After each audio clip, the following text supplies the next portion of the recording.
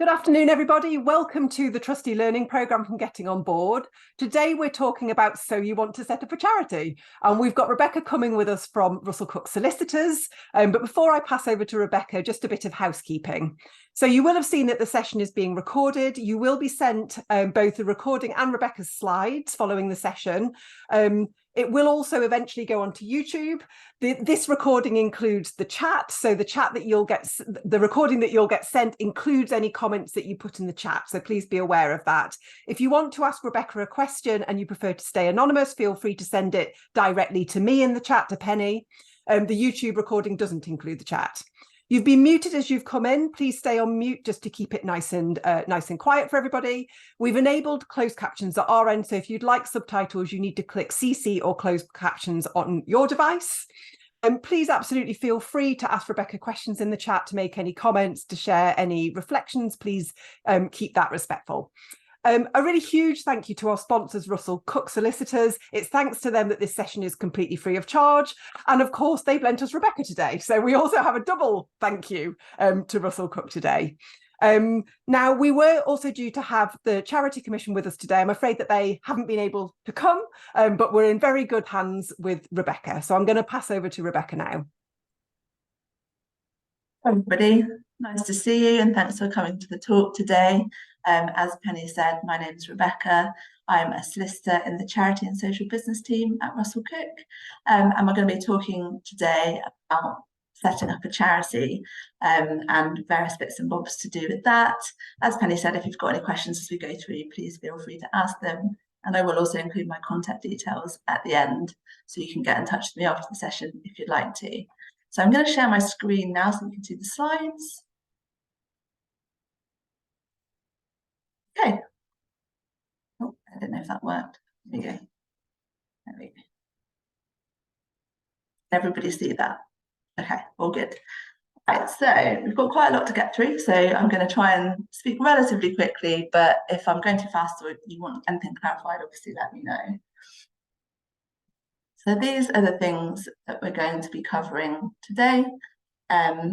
So whether setting up a charity is right for you, and then how to register a charity if you do want to set one up, reasons for charity applications being rejected, talking about converting existing organisations into charity, and then talking about what it takes to sustain a charity once you've got registration, and next steps and where to get help. So the first thing to talk about is thinking about whether setting up a charity is right for you. Now, I'm assuming that all of you are obviously here because you're thinking about or in the process of setting up a charity.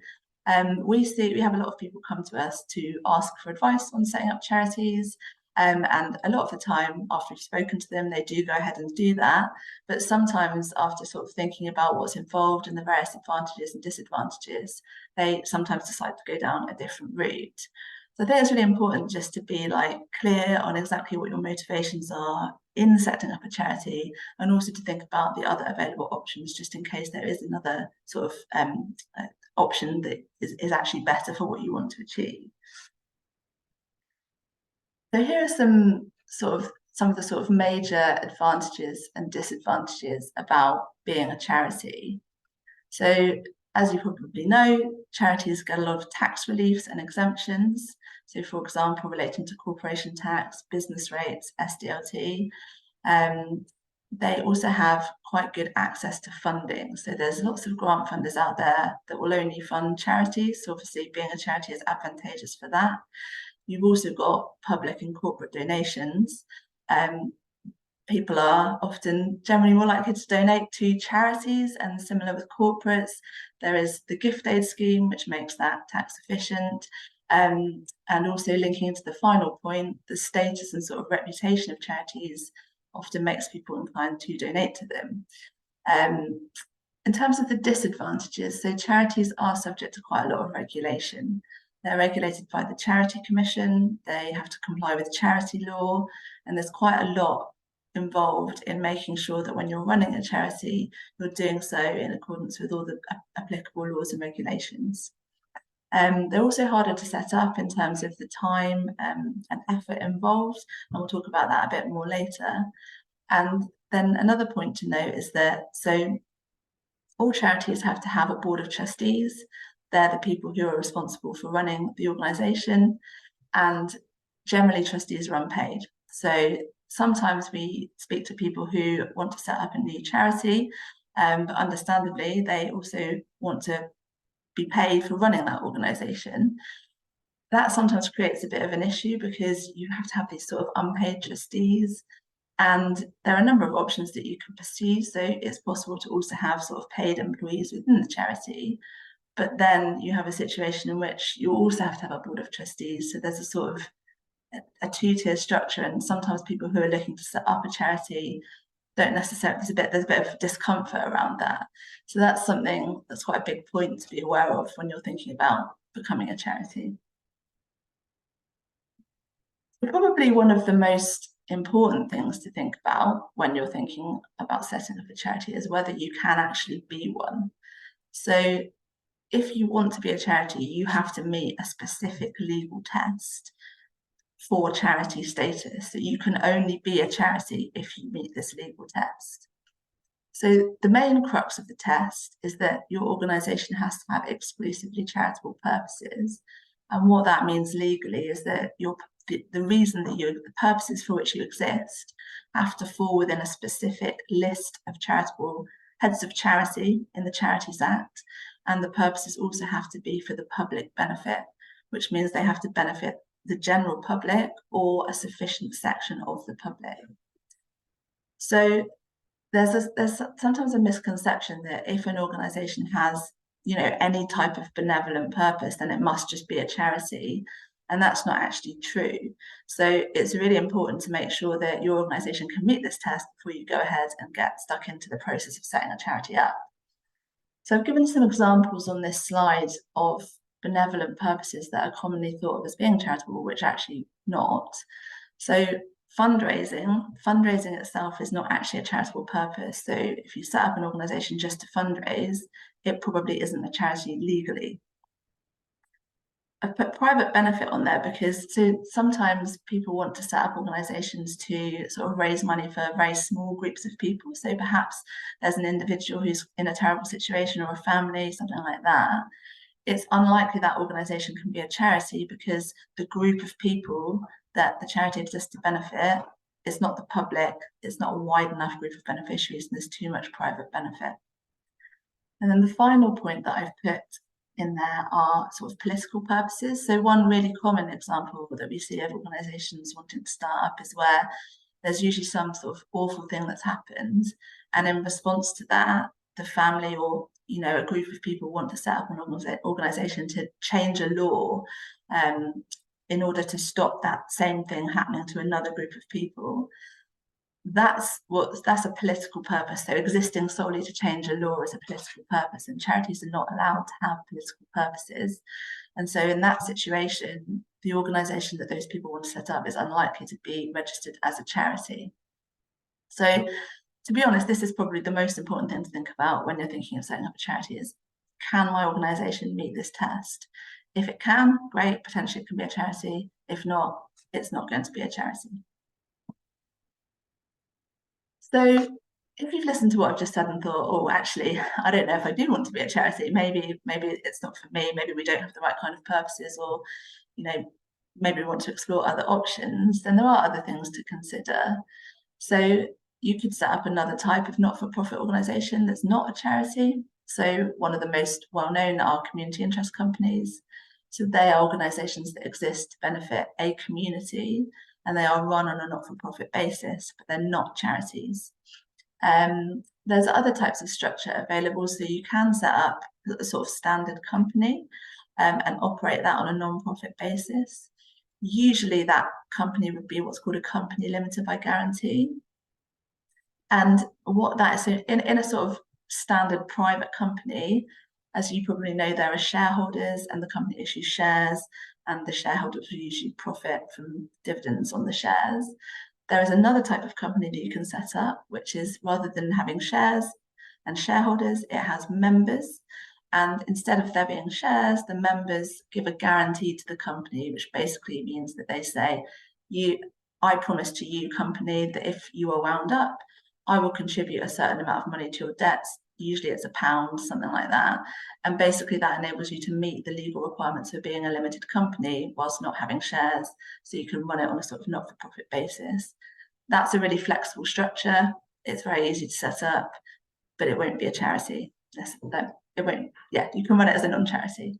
There are other structures. There's sort of cooperative societies, community benefit societies, but those are outside the scope of this talk. I think we won't have time to cover them all. Other options, so if you're someone who's got, you've got access to some money and you want to set up a charity because you want to donate that money, you could support an existing charity, so make a donation to that charity. There are also what are called donor advised funds.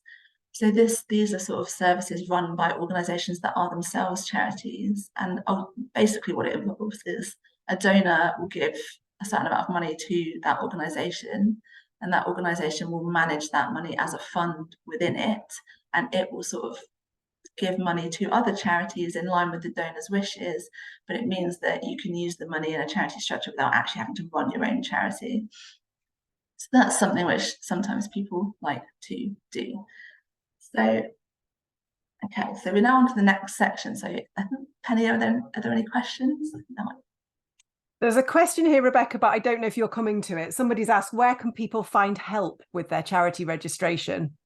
I will come to that later in the slides, and there'll be some links in the slides as well that once they're sent out to you, should be able to, go onto those links.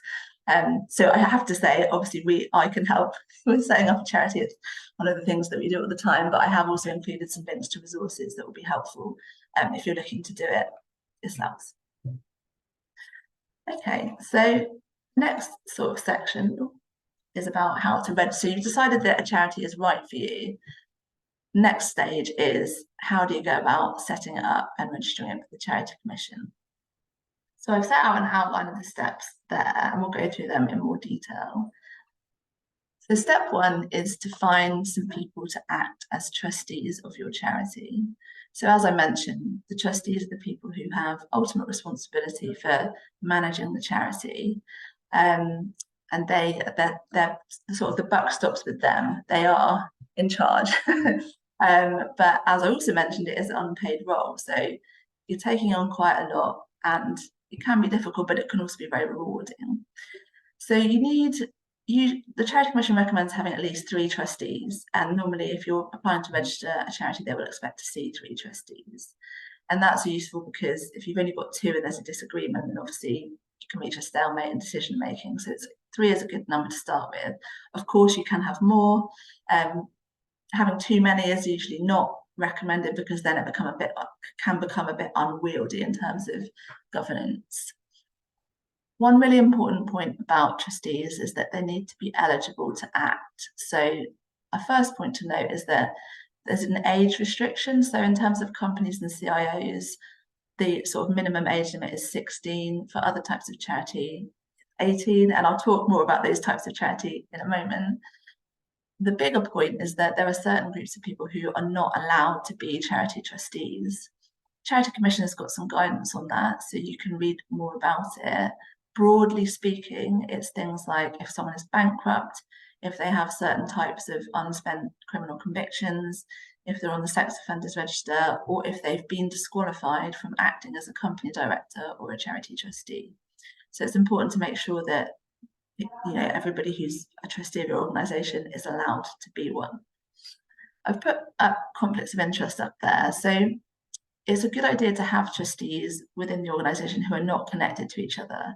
So sometimes people want to have several members of the same family on the board, and sometimes that's okay, but sometimes you can run into issues with conflicts of interest. So for example, if there's ever any question about the relationship of an individual with the charity and everybody on the board is related, it's going to be really difficult to manage that because they're going to face a conflict of interest in dealing with it. So my advice would be to have at least one person who's unconnected.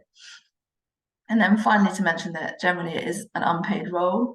So there are certain exceptions of situations where trustees can receive payments from charities, but it's the exception rather than the rule, and trustees cannot be paid just for being trustees. It's also very rare for a trustee to be employed by their charity. It does happen sometimes, but generally you would need specific consent from the Charity Commission. Okay, so step 2 is choosing your structure. So I think I like to think about like the sort of charity as being a label that you stick onto a box, and the box underneath is your structure.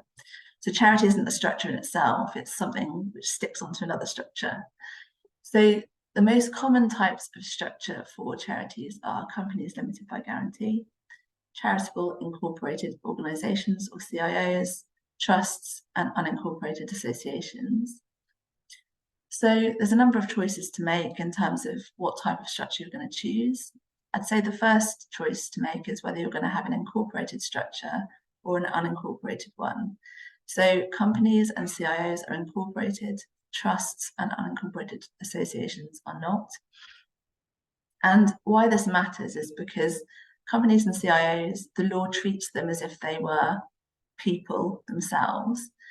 And what that means is that a company or a CIO, it can enter contracts in its own name, it can hold property in its own name, it can bring a legal claim or defend one in its own name, and importantly, it's responsible for its own debts.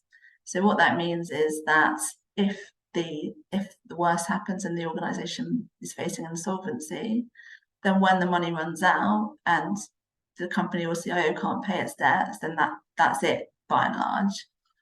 In an unincorporated structure, that doesn't apply. So in that situation, you have the trustees of the charity. They have to do those things on behalf of the charity. So they have to enter into contracts, they have to hold property on behalf of the charity. And also, if you have a situation where there's an insolvency, in theory at least, so the trustees can use the charity's assets, but once they run out, they've still got debts, then in principle, the trustees' personal assets can be on the line. Now, in practice, that's very rare. It doesn't usually happen, but a lot of people just having the sort of threat of that, it causes them to go for an incorporated structure, and most charity applications that we do now will be company or CIO. Saying that, there's sometimes good reasons for having the other types of structure, and if that's something you're really committed to, then you can explore it, but there is that sort of major disadvantage in those types of structures. So assuming you would go down the route of an incorporated charity, how do you choose between a company and a CIO? Now, they're quite similar in many ways in terms of legally how they function. The main differences really are, so companies are registered with both Companies House and the Charity Commission. So that means 2 sets of filings. In practice, you just file the same set of accounts with both regulators, but you do have to keep up with filings with both. Companies are also subject to company law, and yeah, so sometimes people don't like it because there's a sort of dual regulation system. On the other hand, if you have trustees that are really used to running companies, sometimes they prefer it because they understand how that works. CIOs are only registered with the Charity Commission. There's a note of them on the company register, but they're not actually regulated or registered with the Companies House. And so you only have one regulator, one set of filings, which lots of people find easier. Don't have to comply with company law, but do have to comply with CIO law, which is a specific subset of charity law. In terms of registering a charity, so if you're a company, you have to show the Charity Commission at least £5,000 worth of income in order to get registration. That doesn't apply for a CIO, so it doesn't matter what your income is. You can get registered with the Commission. The main other difference is, well, there's 2 more main differences. So a company set up really quickly at Companies House, and once it's set up at Companies House, it legally exists. So it can start doing things like opening bank accounts and operating if it wants to, even before it gets charity registration. A CIO doesn't exist until it's registered with the Charity Commission. So when you're setting up a CIO, that can cause problems because you can't get a bank account usually until you exist. So you have to wait until you're registered with the Commission, which can cause additional delays. So sometimes people set up a company because they want to get going, and then they get charity registration at a later stage. And then the final thing to note, although it's not really such an issue nowadays, is that because CIOs are quite new compared to companies, if you're an organisation that's operating internationally, or you want to take out, you're doing a lot of financial transactions, then sometimes it's easier to be a company because it's a better recognised structure, particularly abroad. I think that's changing now, so I think CIOs are pretty well recognised, but historically that has been an issue.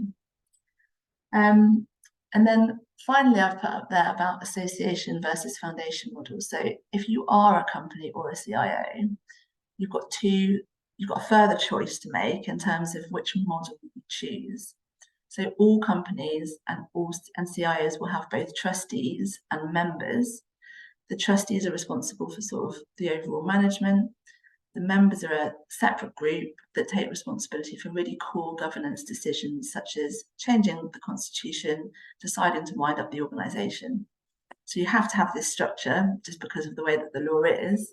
In a foundation model, you just have the same group of people doing both roles. So you just have one group. When they have to make trustee decisions, they put their trustee hat on. When they have to make member decisions, they put their member hat on, and that's how it works. So that's quite useful for small organisations. If you don't, once you're just setting up and you've only got a small group of people, that can be quite a useful structure.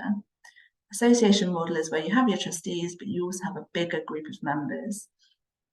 So some organisations, they have a particular reason for wanting that sort of separate, like two-tier structure. So often church charities, for example, will have members of the congregation as sort of legal members.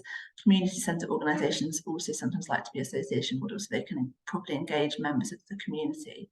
So the model you choose basically depends on you and how you want to work. It's also worth noting that in a foundation model, you can have like non-legal members, so you can still engage people. It's just they don't necessarily have to have rights, legal rights in relation to the entity. Okay, I'm going to go quickly through this slide because I'm conscious of time. So if you want to register a charity, you need to choose a name. Broadly speaking, you have to choose one that's not too similar to the name of an existing charity. You don't want your name to infringe someone's trademark rights, and it can't be offensive or misleading. So when you're thinking about the name, I would search the Registry of Charities and the Registry of Companies, and also do a trademark search at the UK Intellectual Property Office, just to check that the name you're choosing is okay and it's not going to cause problems with other people, other organisations who are already operating using that name. Step 4, once you've made all those decisions, it's time to draft your governing document. So the type of governing document that you have will depend on the type of charity that you've chosen. So if you've chosen a company, you'll have articles of association. A CIO will be a constitution. The Charity Commission's got model governing documents, so it's available via their website. You can just use one of those governing documents. You'll need to update certain provisions within it to reflect how you want to operate, but it's a really good starting point. And if you're going to be a CIO, you're actually legally required to have a governing document that's as close to the Charity Commission model as it can be. So yeah, that's a useful place to start. Key provisions to think about are the objects clause. So as we talked about earlier, you can only be a charity if your objects are exclusively charitable. Your objects clause is where you prove that. So you set up what you're going to be doing and you ensure that the way that your objects are drafted meets the relevant legal tests. There's other key clauses on there. If you have a look at the model documents, you can have get a sense of what they involve. So the dissolution clause is important to point out. So if you are a charity, then when money goes into that charity, it can then only be used to further the charity's purposes. In a private business, if you put money in, if the organisation then ceases to operate and winds up, the money can come back out again, often to the shareholders. In a charity, that doesn't happen. So if a charity ceases operating and winds up, generally what happens is that the money is then given to another charity with similar objects or given to a project that are within the charity's purposes. So ultimately, all funds within the charity are used to further its purposes, and that includes if it winds up. So other things to think about are, how do you want trustee terms to work? So how are trustees appointed? Who appoints them? How long should they serve for? Things like that. So that's another sort of key governance point. Okay, step 5, charity registration. So if you want to register a charity with the Charity Commission, you have to complete a very detailed online form. It'll give a lot of information about your purposes, your activities, how you're going to be funded. There's lots of questions in there. One thing to note is that at the start of the form, they have a classification section, and this is a tick box exercise basically, where you're explaining to the Charity Commission what you're doing, where you're doing it, how you're doing it. And you'll see what I mean when you get into the form. my advice in relation to that section is only tick boxes where you're definitely going to be doing something and try and keep it as streamlined as possible. If you think, oh, I might be doing that in the future, or I might be doing that, and tick all the boxes, what will happen is you'll have a million questions on the form, and a lot of them will be really difficult for you to answer. So it's better to just tick the boxes that you definitely need to tick, because you're definitely going to be doing those activities. If you think in future you might do something, I don't think, usually just don't tick it, because it will make the form a lot longer than it needs to be. You have to submit trustee declarations with the form. So that's basically a document where the trustees certify that they're not disqualified from being a trustee.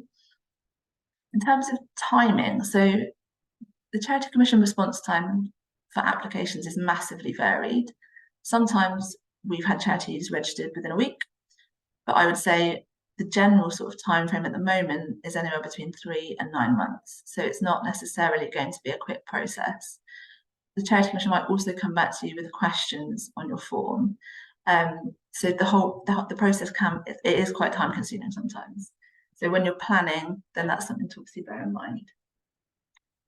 Then the final thing to note is that assuming you get registered as a charity with the Charity Commission, you have to do a separate application to HMRC to benefit from charity tax reliefs.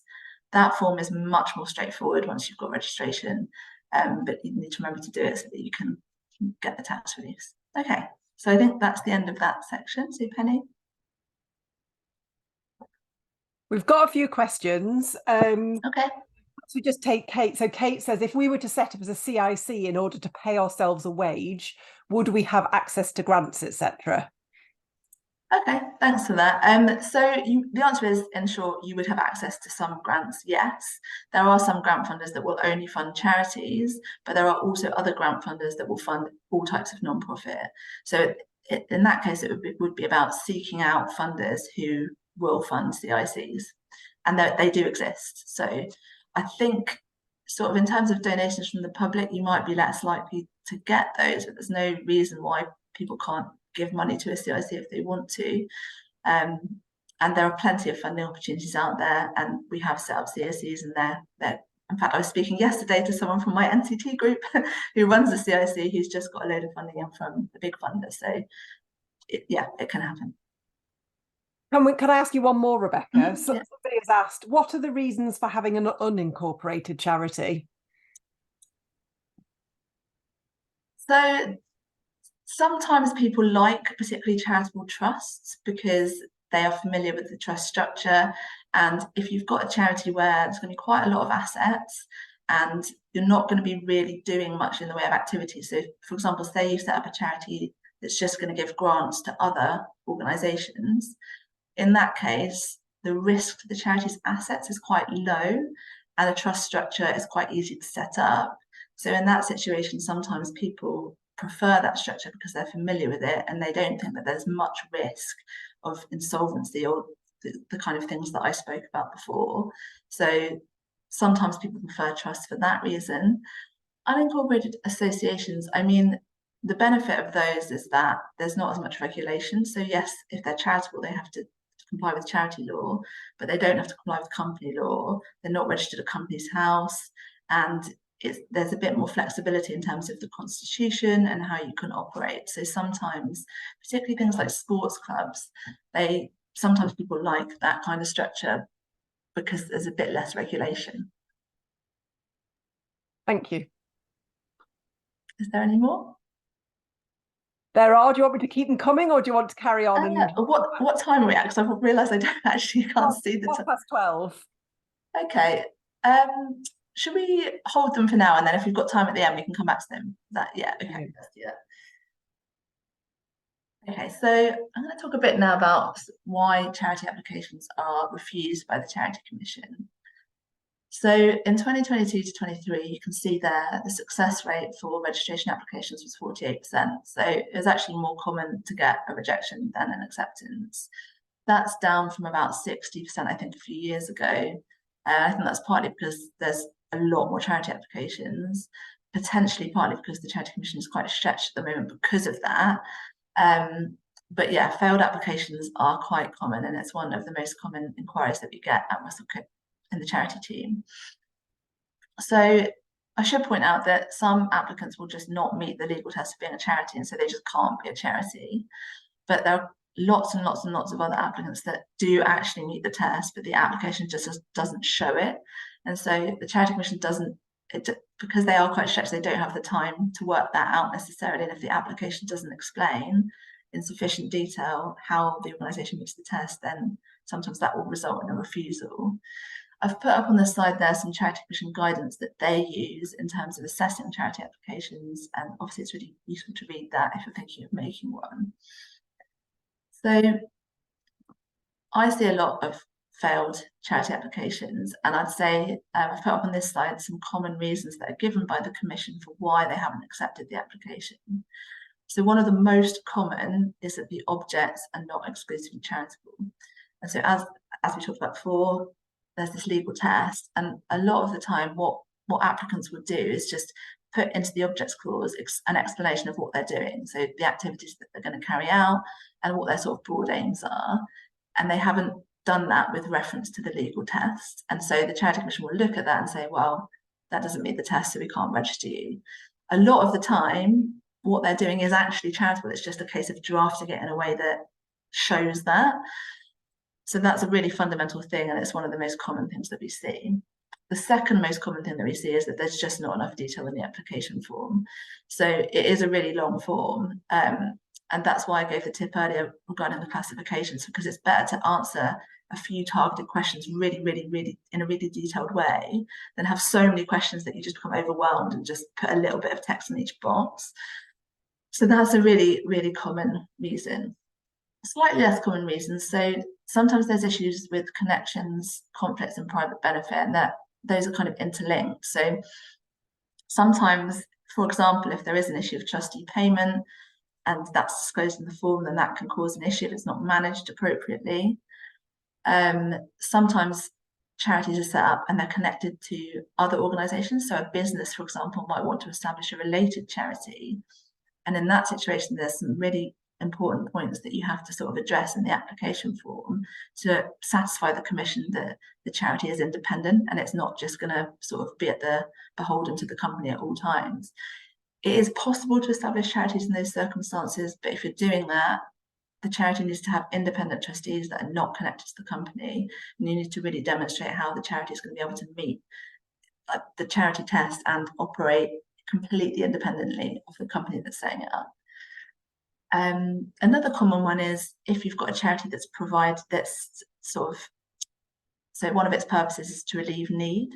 So for example, if you've got a charity that's set up and it's giving out food, or it's giving out clothing or hygiene packs or whatever it is, those charities, the Charity Commission expects the application to demonstrate how the organisation is sure that the people accessing those services are in charitable need.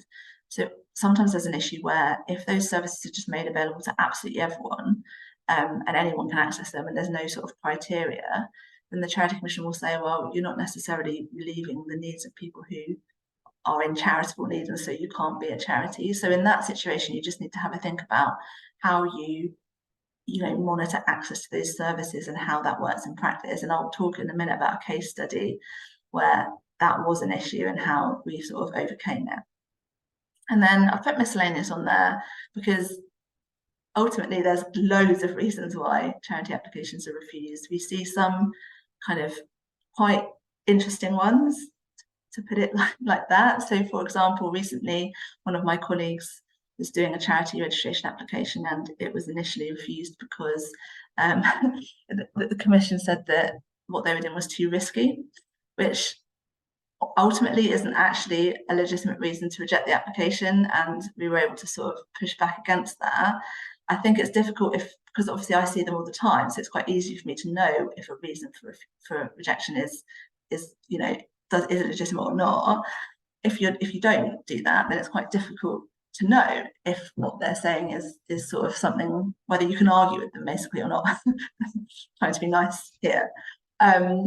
So sometimes you get some slightly interesting refusal reasons, and I think the key there is to really look at the reason and think about what's behind it, and in those situations you might need to get advice and think about your next steps. I should say, obviously, that the sort of success rate for charity applications is 48%, but our success rate is, I think, is over 95%. So it's worth seeking advice if you do come up against a refusal reason that's not just something that you can address, like insufficient detail in the form or something like that. If it's something you don't quite understand, it probably is worth speaking to someone or looking into it further.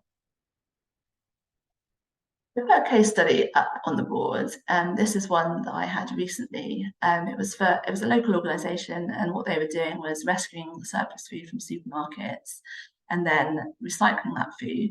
So they had three sort of elements to their services. One was food delivery boxes to people who were struggling to make ends meet and struggling to buy food. They also had a community fridge where anyone could come to this fridge and get surplus food and take it home. And they also offered community meals where they used the surplus food to cook a meal in a community centre where people could come and have for free. So the Charity Commission rejected the application. They said they didn't have exclusively charitable objects, they didn't put enough detail in the application form, and they weren't meeting charitable need because they said that the services were accessible to all. So we spoke to the trustees. It was really clear to me that this was definitely a charity. It's just that the application hadn't been framed in quite the right way. So what we did was we redrafted the objects and the application. So it turned out that actually in relation to the food boxes, they did actually apply criteria, and people had to be referred from things like social services and other organisations in order to access those boxes. It's also important to note that the boxes were also supplemented. They didn't just have surplus food, they also had other bits of food. So when we redrafted the application, we made it clear that if you're going to get that food box, you have to either be referred or, well, basically you have to be referred. And in relation to the other elements of the fridge and the meal, we were able to create a new charitable object for that relating to protection of the environment. So because, yes, those services were open to all, but actually because they were exclusively using surplus food, and not only is that relieving need, it's also protecting the environment because you're stopping that food from going to landfill. So just by sort of redrafting the objects, making it clear there's sort of two strands to the work, and then putting some more detail into the application form and explaining the things that I've just talked about, we were able to get registration for that organisation within a week, because that was obviously a really good outcome. But it just goes to show that you can be a charity and you can make a good application, and it can still, if you just haven't quite, drafted it in the right way, then sometimes you can run into difficulties. So my tips to avoid being refused. So there's loads of Charity Commission guidance. I'd read as much of it as you can. There was the guidance that I put on the previous slide. There's also some guidance here about how to write charitable purposes, which I really recommend reading, because it just takes you through step-by-step guide as how you meet the charity test basically in your drafting. Use a Charity Commission model governing document, or go to a lawyer and use one of their governing documents, but the Charity Commission one's obviously free. And then in the form, give lots of detail on what you're doing, how you're doing it, so your operations, your activities, how you're going to be funded. And what's really important is to link what you're saying in the application back to your object. So how does this particular element of my operations deliver this charitable objective and provide public benefit, and constantly keep cross-referring between the two. So you need to demonstrate public benefit, that you're independent and you can operate independently of outside influence, and have a solid financial plan. Okay, that's the end of that section. So a couple of questions. Kate says, can somebody signpost me to assistance for setting up a CIC? Yes, I can do that. I mean, I haven't got those links in this talk, but I could, if you want to email me, then I'll be happy to send you a link. So the CIC regulator is probably the best source of information. I think they've got lots of different chapters, and they've got guidance on how you set up a CIC, and actually it's relatively, I think it's relatively user-friendly. And then I actually think that one of the links at the end of these slides, the Charity Excellence link, I think they also have information on setting up a CIC. So actually that might be somewhere else to look. Thank you. Somebody has asked what the appeal process is if your application is rejected. It's a good question. So there's two stages. I'm a little bit rusty on this, it's a while since I've done one, but you can ask for a decision review, which is the first step. And basically that involves a different case officer within the commission reviewing the application and seeing if they're going to come to a different decision. You can also go to the charity tribunal to appeal a decision of the Charity Commission. And I think we've done that a few times and been successful. Obviously, that's quite an in-depth process, and it can take a little bit of time. But if you're unhappy and you believe that you've got a case, then you can do that. Honestly, sometimes, depending on why they've rejected the application, it's easier to just make a fresh one. So it depends on the circumstances, but if it's clear from the application and the rejection that something's gone wrong, basically, you might need to start again. Sometimes it's just easier to do that, but it really depends on the circumstances. So in a nutshell, you can do a decision review, you can go to the charity tribunal, or you can start a fresh application. Thank you. We do have more questions, Rebecca, okay. So just let me know if you want me to keep them coming now, or if you want to carry on and take them at the end. Well, let's do one more now, and then we can do some more at the end. Okay. Somebody has said, if you don't, when you were talking about not clicking all the classifications and then not ending up with an enormous list of questions to answer, somebody says, if you don't click classifications you think you might need in the future, does that limit what you can do further down the line? No, because ultimately, if you in the future you decide that you actually want to do more, firstly, you can change your objects. You need to get Charity Commission consent to do that. If there's a good reason for doing so, then we help charities do that quite a lot. And so, that's one option. You definitely do need to click the classifications that relate to your core activities. So if you're definitely going to be doing something, click the box. It's just that I see a lot of people clicking boxes just in case. And if that's not, so if no, the answer is if you don't tick a box on the basis that you might be doing something but you're currently not, then that shouldn't really be too much of an issue. What is an issue is that all of your activities should fall within your charitable objects. So essentially, let me start again. It's a bit of a two-stage process. So you choose your objects. The heads of charity include things like advancing education, advancing health. Decide what your object's going to be, draft them to comply with those heads of charity. When you go into the form, you basically want to click classifications that are core to your object. So there'll be a tick box that says education. And if you've got that in your objects, definitely tick that box, because that is what you are doing. If you think, oh, well, maybe in the future you might want to sort of branch out into environmental protection, but we're definitely not doing that now, then don't tick it in the application form. Probably what you'll need to do is change objects in the future to deal with that. So I hope that answers the question, but let me know if you need further information. Thank you. Okay, right, let's keep going through. So now I've got a bit on converting to a charity. So if you're running an organisation at the moment and it's not a charity, then there are options in terms of converting into one.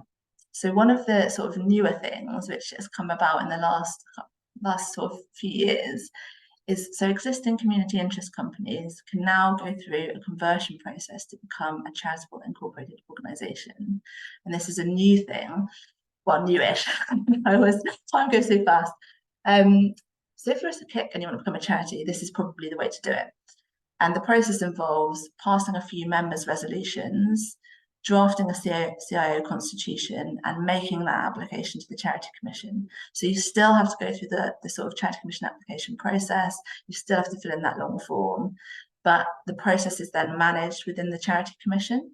So once you've done the resolutions, the constitution, and the application, if the Charity Commission approves it, they then liaise with the CIC regulator and Companies House to remove the old registration and create a new charity registration. So that is a process that you can go through. You still obviously need to make sure that the new organisation will meet the charity test, and it's a sort of decision for the CIC internally in terms of whether they want to go ahead with that. If you've got another type of organisation, so say you're running a non-charitable company, there are a number of options there. Your options will depend on whether you're a shares company or whether you're a guarantee company.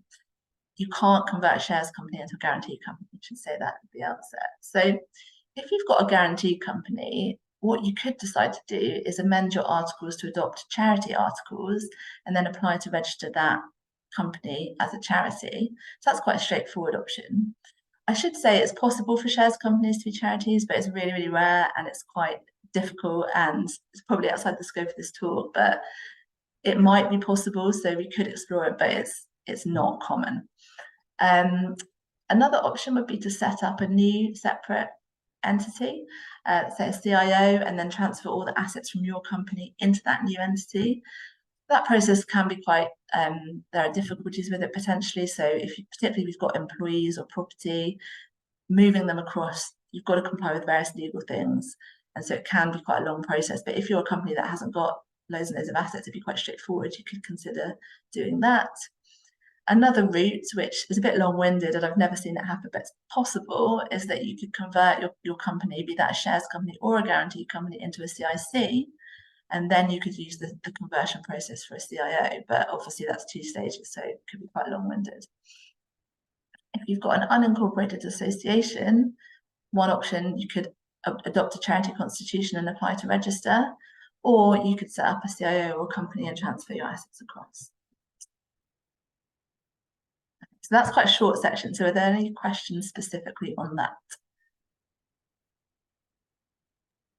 There's a question about the percent with the conversion compared to registration, the kind of success ratios. Oh, right. Oh, well, I don't know the answer to that, I'm afraid. It would have been really useful to have the charity commission here to I imagine they assess, so I imagine the application that is made as part of the conversion process will form part of the overall statistics, but I don't know what the difference in terms of success rates are, I'll be honest. Thank you. Any other questions on the conversion? No, not on the conversion specifically. Okay. Right, let's keep going. So you've registered a charity, great. That's in many ways that's sort of the easy part, because actually then what you've got to do is sustain that charity and operate it after you've registered it. As we alluded to earlier, there's lots of regulation relating to being a charity. So you have to make sure that you comply with all applicable law. So that is charity law, but it's also all other types of law that apply. So if you're a company law, data protection law, property law, there's lots going on, lots to comply with. There's legal duties that are set out in law for trustees, and obviously the trustees need to make sure that they're complying with those duties. So those include things like acting in the charity's best interests, complying with the law and the governing document, managing resources responsibly, avoiding conflicts of interest. Charity Commission has got some good guidance on trustee duties. So to see all of the duties, you can have a look at that. One of the really key things is that charities have to operate and apply all of their funds for their charitable purposes. So your objects clause in your governing document, when you're sort of operating as a charity, you've got to always keep that in mind. And whatever you're doing and however you're applying your funds, you've got to make sure that you're furthering your purposes. So your governing document is a really key part of your governance arrangements. The trustees and senior management should be aware of that document, what it says, and make sure the charity is run in compliance with it. There's various accounting and reporting requirements. They depend on the type of charity that you've got. And there's Charity Commission guidance on that, but obviously making sure that you comply with those things. And then I've put relationships up there because as a charity, you're likely to have relationships with a whole range of different people and organisations. And obviously it's really important to ensure that those are managed properly. One sort of key area is relationships with funders and with fundraisers.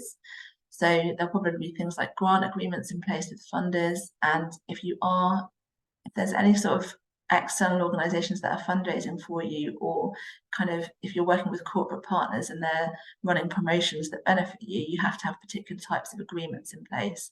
So it's a good idea to keep an eye on that. So in terms of the trustee board, the trustees should be having regular board meetings. I mentioned trustee duties. Obviously, trustees need to know what they are and make sure they're complying with them. We've already talked about eligibility, so making sure that anyone who's serving as a trustee is actually eligible to do so.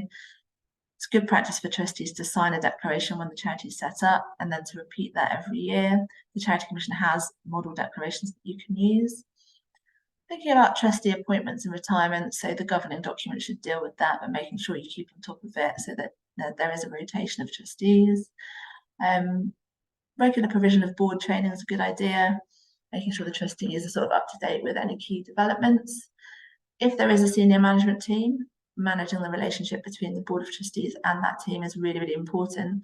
One of the sort of main types of dispute that we see in relation to charities is where the board and the senior management team have stopped getting on, or there's been some sort of misunderstanding. So getting that relationship right, I think, is really important for, you know, good governance of a charity. And then a note on payments and benefits. So as we've talked about, trustees are generally unpaid. There are some circumstances in law where trustees can receive payments, and by and large, that's where a trustee or a business connected to them provides services or goods to the charity. If that's going to be happening, it needs to be managed really carefully. The governing document, at least the Charity Commission model ones, will set out detailed provisions on how to do that. But if there is an issue relating to that, then think about it very carefully and think about whether you need to get advice. So governance generally, we've talked about the governing document, obviously really important. One thing to note is that if you want to change your governing document, most changes can generally be made by either the trustees or the members, depending on the structure, passing a resolution. But there are some changes that you can't make unless the Charity Commission approves them in advance. They're what's called regulated alterations, and they broadly are changing the objects, the purposes. You can only do that with prior consent from the Commission. Changing the clause that deals with what happens to the charity's property if it winds up, or the dissolution clause, and changing any provision where changing it would confer a benefit on a trustee. So if there's any question of that, then you probably need to get Charity Commission consent. You can do this via an online form, and there's a number of questions. I think actually it's now via the My Charity Commission account. So it's all online, and there's a process that you can go through. Policies and procedures. So depending on the size of your charity and what it's doing, you need to think about what policies and procedures are appropriate for you. So a key thing to think about is safeguarding. Basically, the Charity Commission expects all charities to have that kind of policy, even if you're not working with vulnerable people. The content of the policy will also be quite different if you are working with vulnerable groups, but you should have one in place regardless. Health and safety is quite a key one. So if you've got 5 or more employees, you're legally required to have a written health and safety policy, but it's a good idea to think about it anyway. Data policies to comply with UK GDPR is important, and also risk management policies. So how are you going to manage the risks that arise in the context of running your charity? Now, there's lots and lots of other types of policies, so employment policies, various different things. There's some guidance via NCVO and the Charity Commission about what you might want to include, and I've got some links later in the slides where you can find out more information as well. Charity Commission guidance, loads of guidance out there from the Charity Commission. They've got these 5-minute guides now, which are quite useful for trustees, but there's a huge sort of wealth of information there. And also thinking about other regulators. So for example, Companies House, there's HMRC, there's the fundraising regulator that you might need to register with if you're doing a lot of fundraising. The CQC for care charities, Ofsted is sometimes relevant to educational charities. So thinking about if there's other regulators that you need to register with or at least engage with.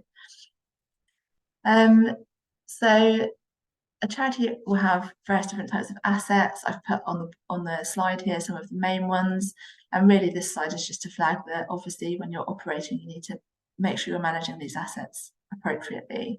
So with staff, if you've got the correct employment contracts, do you have the right policies? Property, how are you going to be occupying that? What agreements are in place? Charities often have quite valuable IP. So for example, your charity's name, its logo, think about whether you want to register trademarks to protect those. Think about whether you want things like copyright notices on your materials. Data protection is obviously a massive area. Think if you're going to be collecting personal data, then you need to have things like privacy statements and policies relating to that. And then obviously a charity's reputation, that's probably the most important asset, arguably. So having the right sort of policies and processes in place to protect that.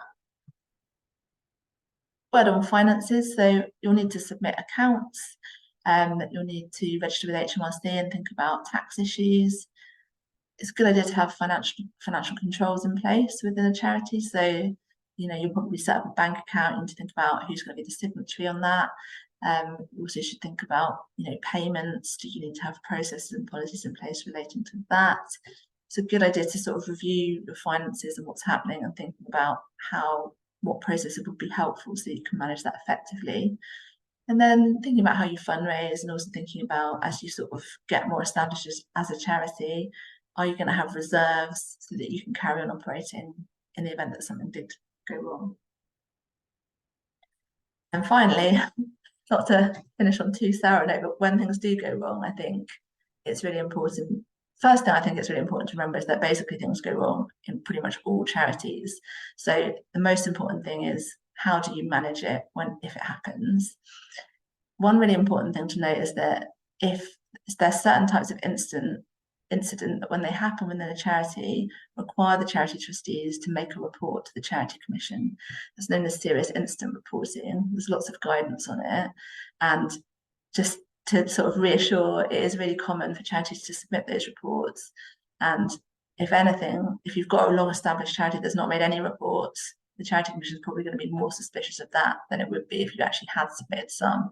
So just being aware of the types of incident that require a report, and then maybe having a policy in place to manage it, and familiarising yourself with the guidance there.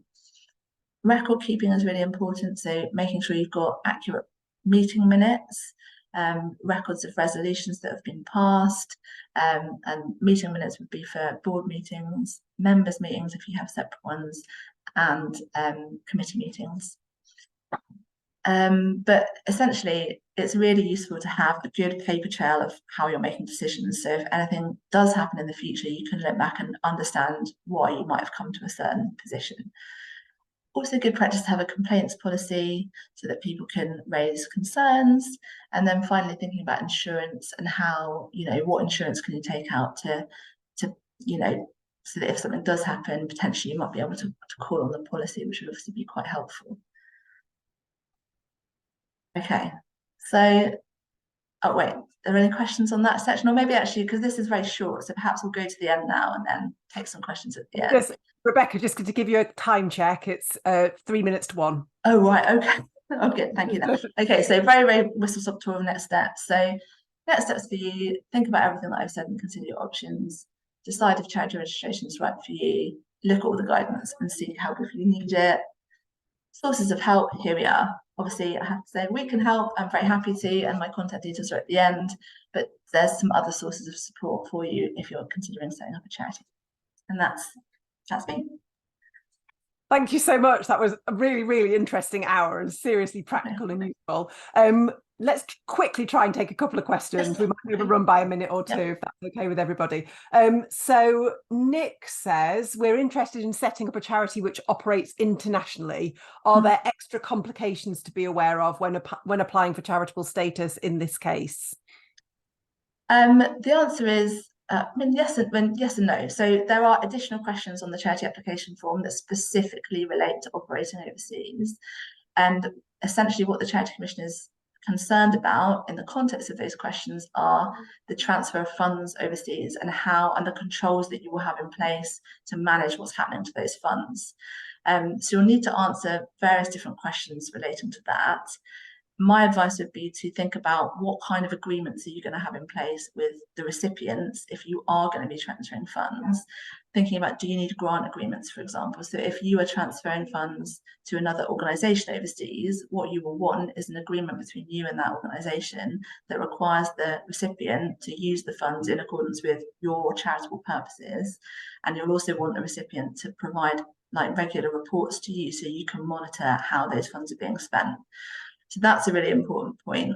There's also some Charity Commission guidance on operating internationally, and I would have a look at that because there's lots of different bits in there about additional things that you might want to consider. You might want to allude to the fact that you'll have policies relating to safeguarding people working in different countries, particularly if they're high-risk countries. So it might be useful to think about that before you make the application. So if the Charity Commission asks about it, you've already got a sort of safeguarding policy ready to go, and you can demonstrate that you've thought about the additional risks and how you're going to manage them. So it can make it a little bit more challenging, and there is a bit more work to do in the application, but obviously loads of charities operate internationally, so it's not a barrier to registration at all, as long as you manage the application. Thank you. And there's a question from Anna here. Tell us if this is outside the scope of this session, Rebecca. Anna says, we're currently incubated by a larger charity, but beginning to work towards exiting that and becoming independent. Do you know if or how we can build reserves prior to being independent, or do we just have to start from day one? I'm not 100% sure. I mean, it's quite common for that to happen. The case study that I mentioned earlier was actually a charity that was incubated, a project incubated by a bigger charity that then spun out and created its own charity. And in that case, the prior to spinning out, the bigger charity was managing the funds of the smaller charity. So, I mean, I think you would have to negotiate with that funder, but in theory, you could sort of, if there's a separate bank account, for example, I don't know if there is, but you could collect funds there and then move them across. But I'm not, yeah, hopefully that gives you enough of an answer. I think you could start thinking about it in advance, definitely, and thinking about where those reserves are going to come from. But ultimately, it's really once you started operating independently, you'll actually be able to sort of manage them properly, because before that, you have less control over those funds. Thank you. And one very final and kind of connected question, which is, do you see where an organisation already has some track record, so perhaps it's been operating as a community organisation, for example, does that make it more likely that they'll get registration because they've got that track record, or does it make no difference? I think, to be honest, the thing that makes the difference is the charity application form, and if you can demonstrate that you meet the test. But saying that, if you have been operating in a way that is charitable, obviously it'll probably be easier for you to write the application because you'll have so much more to draw on.